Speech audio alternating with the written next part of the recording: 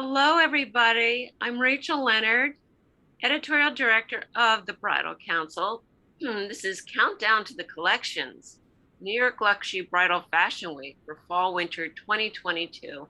And I'm so excited to welcome Alison Miller of Monvieve, who makes the most special bespoke heirloom bridal accessories. How are you today, Alison? I'm good. I'm good. Thank you so much for having me, Rachel. We are thrilled, and it looks like you're in your showroom, which looks so beautiful. Alison, describe the type of couture products. Obviously, I see veils in the background, but tell us the range of products that you do. Sure, sure. So we do, I come from couture and designer ready to wear. And so I actually still do couture gowns out of Milan, but that's straight up one gown for one client. And what we have available commercially here in the States are bespoke veils and our headpieces, which are really interesting, and our headbands. So it's a pretty, it's a pretty full service kind of accessory collection. So that's our focus at the moment. Okay. And so, how would you describe the aesthetic of your headpieces and veils? I mean, there's me, it's so chic. God, you have Right. Well, so again, our roots are really bespoke techniques and just a very sort of we come from a different place. So I really actually believe that your aesthetics are very much defined by your vernacular or your capacity. And so the timelessness of really, really well developed couture technique is probably our calling card with regards to, I suppose, our aesthetics. Because in the end, sort of high taste is fashion. Yeah, I would say you have a very high fashion look, right? fashion, very, very much about qualities and technique. Technique. Really And calling us to where did you train? Where did you learn your techniques?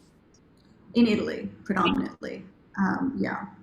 So I worked with Roman couturiers. I here in the States was working with the head of actually Yves Saint Laurent couture. Um, I launched a designer ready-to-wear collection, but it was really a couture collection. It would be up there in that price point. And then I always did couture on the side. But I would say how we sort of view our position and our value proposition in bridal is that we really wanted to bring couture to the American bride or the global bride.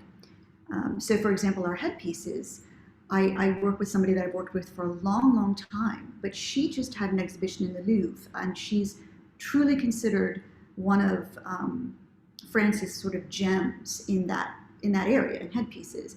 And she would only design for the couture runway. So she worked a lot with Lacroix and Dior and so on. But those pieces were only made to come down that runway. They were never available initially. So So you work with her and these are now available for sale. yeah, That right. Okay. that's sort of, I think, our big point of differentiation. It's Right. how we approach it, how we bring in different things. And where's your products? Where are they made? So Produced? the headbands and the veils are fully produced in Italy, and I could go on and on about Italian manufacturing. And the headpieces are produced in Paris. Okay. Fabulous. And all right, so I'm a bride. Do I start with my dress? Do I start with my headpiece? How do you put those two together? How does that work? I think it's sort of like all of bridal dressing that you kind of come in and you really have to be open to the possibility. I think that's sort of the best approach. Um, the veils, so the headpieces are certainly the road less traveled. It's very unusual to have a bride come in and say, I am only wearing a headpiece and I want something really special, really bespoke, um, very much not English. I mean, very French. When we think about fascinators and things, it's very much not that. It's quite different. But I would say the majority of brides have never tried on either kind of accessory. Do you know what I mean? So So you really have this wonderful opportunity to explore. And so they'll put on all kinds of veils, different lengths, mantilla, blusher, everything. And really, they kind of know. They'll have that quintessential epiphany, that moment when they know that's it. And I would say, 95% of the time, that's a veil. What really happens is the headpiece will be something that brides will wear later at the ceremony, at the reception or at some point. So we often have brides getting both. Okay. So do you go to different salons or do they come to you? Do they have their dress pre-selected or how does that So work? we have both. We have brides that have their gown, Okay. and then we have brides that start with us because they have, they want to have a really impactful, significant veil with a custom design and all of that. And everything we do is made for that bride.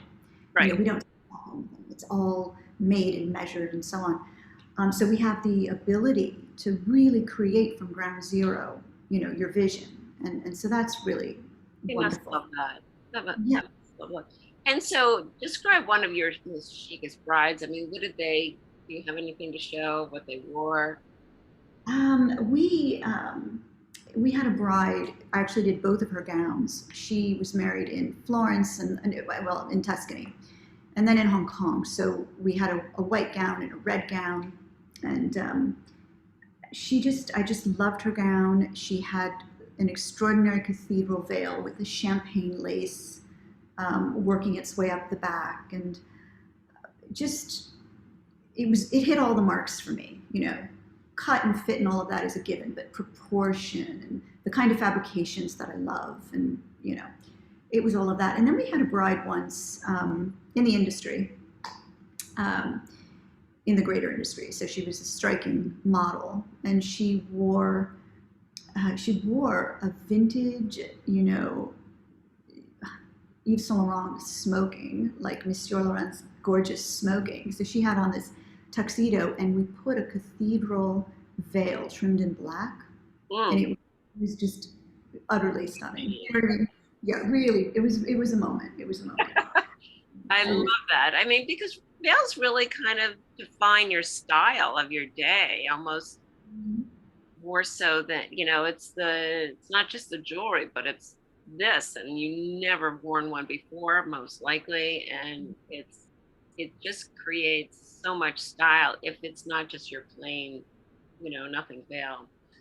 Um, and any advice that you have for shopping for a veil and headpiece?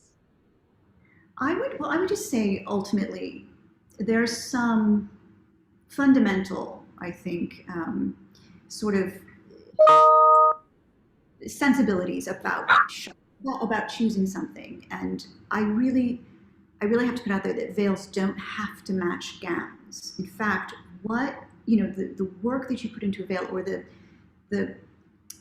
the heritage of a veil is very specific. It's light, it's organza, it's laces, and it's all a very diaphanous sort of